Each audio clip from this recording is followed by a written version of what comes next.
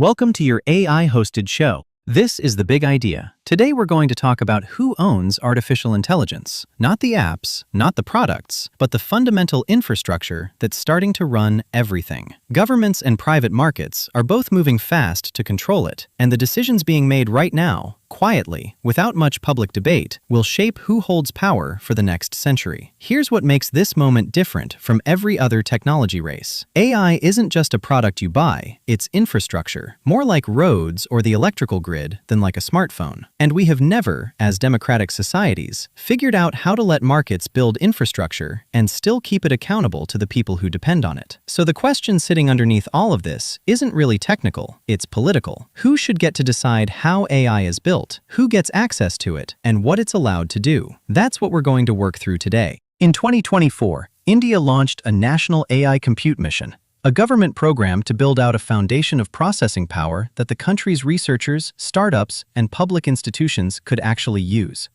The original plan was modest by global standards, enough GPU capacity to get India into the game, but nothing that would turn heads in Washington or Beijing. Then the government moved, and when the numbers came in, India hadn't hit its target. It had built nearly 4 times it.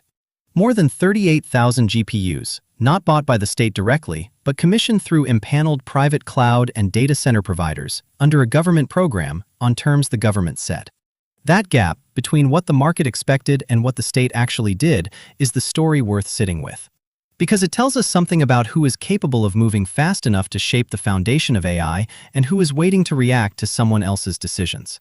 This is a government, not a hyperscaler, not a venture-backed startup, setting the terms for infrastructure at a scale that puts it in a different conversation entirely. Here's the idea, stated plainly.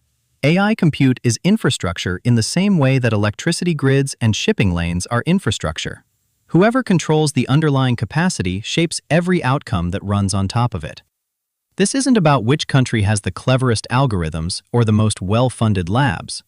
It's about who owns the physical layer, the processors, the power, the interconnects, because that ownership determines who gets to run what, at what cost, and on whose terms.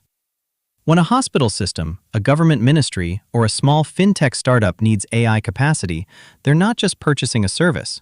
They're becoming dependent on the policy decisions of whoever sits above them in that stack.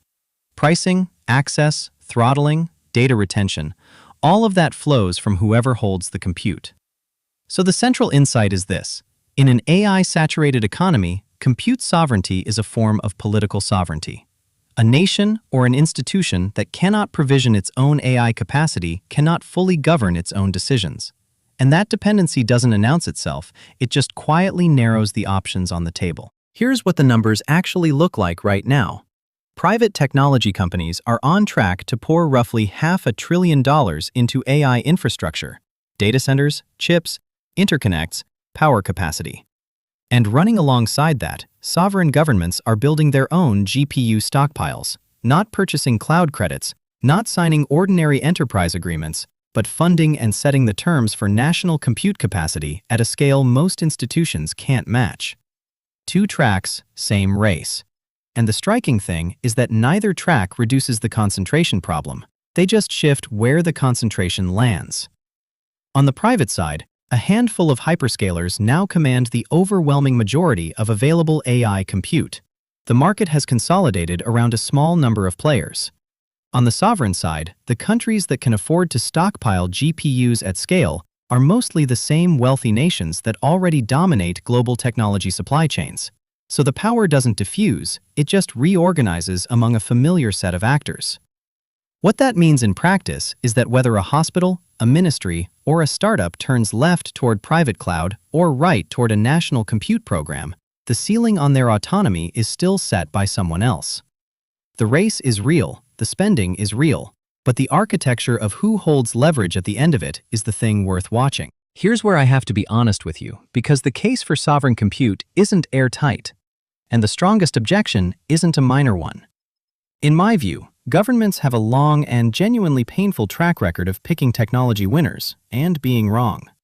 In my view, the broader history of state-directed industrial investment leans toward programs that moved too slowly to match where the technology actually went, and locked institutions into infrastructure that aged out before it paid for itself. And the objection runs deeper than just waste.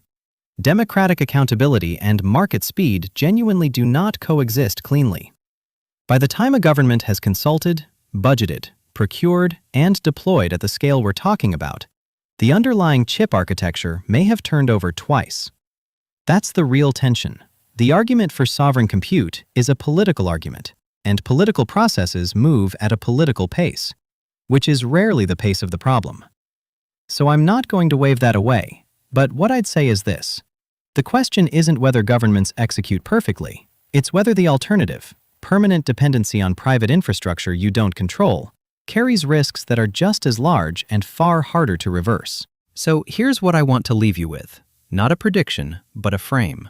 Every infrastructure that becomes foundational to modern life, roads, electricity, the internet, had a moment where the rules of access were still undecided, and the choices made in that window shaped everything that followed. We are in that window right now with compute.